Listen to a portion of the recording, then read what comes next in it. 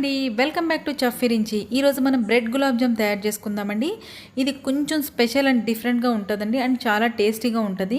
కొంచెం డిఫరెంట్గా గులాబ్ జామ్ తినాలనిపిస్తే ఇలా ట్రై చేయొచ్చు. ముందుగా వీటికి కావాల్సిన ఇంగ్రీడియంట్స్ బ్రెడ్ స్లైసెస్ 4 to 5 తీసుకోవచ్చు.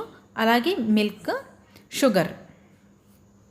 ముందుగా మనం బ్రెడ్ని ఈ బ్రౌన్ పార్ట్ అంతా తీసేయాలండి. ఇలాగా చూడు, మనం నైఫ్ తోటి ఈ బ్రౌన్ పార్ట్ అంతా తీసేసుకుని,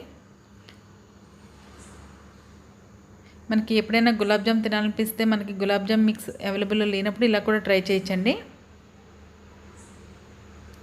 అలాగే మన ఇంట్లో ఏదైనా చిన్న చిన్న ఫంక్షన్స్ అయినప్పుడు కూడా ఒక 10-15 మెంబర్స్కి అయితే ఇలా డిఫరెంట్గా చేసి పెట్టచ్చు మనం బ్రెడ్తో గులాబ్ జాము. ఇలా బ్రౌన్ పార్ట్ అంతా తీసేసి,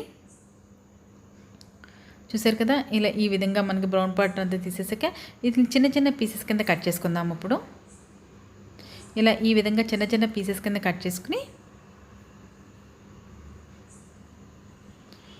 ఇలా మీకు వీలైనంత చిన్న ఇలా మీకు వీలైనంత చిన్నగా కట్ చేసుకుని, ఇది కొంచెం అంటే స్పూన్తోనే యాడ్ చేసుకోవాలండి మిల్క్. ఎందుకంటే ఎక్కువగా మిల్క్ పట్టదు.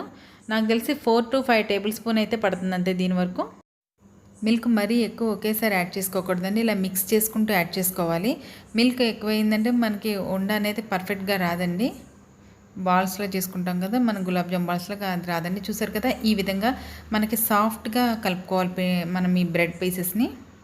ఇప్పుడు దీన్ని మనం చిన్న చిన్న బాల్స్ కింద తయారు చేసుకుందామండి. ఇలా చిన్న చిన్న బాల్స్ కింద రౌండప్ చేసేసుకుని మనం ఎక్కడ పగులు లేకుండా మీరు ఈ విధంగా చేసుకోవాలండి. సేమ్ గులాబ్ జామ్ ఎలా చేస్తారో ఎక్కడ పగులు అనేది లేకుండా అలాగా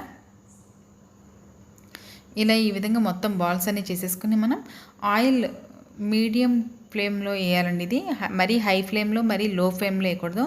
ఆయిల్ కొంచెం మీడియం ఫ్లేమ్లో వేగిన తర్వాత వేయాలి.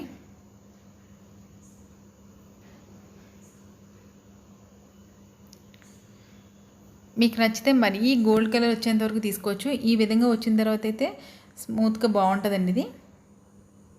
చూసారు కదా, ఈ విధంగా వేగిన తర్వాత మనకి ఇప్పుడు దీనికోసం షుగర్ సిరప్ రెడీ చేసుకుందాం. 1 కప్పు పంచదారకి 1 కప్పు వాటర్ యాడ్ చేసుకుని షుగర్ సిరప్ రెడీ చేసుకుందామండి. గులాబ్ జామ్ పాకం పట్టుకుందాం. ఇప్పుడు కొంచెం దీంట్లో ఇలాచీ పౌడర్ యాడ్ చేసుకుని,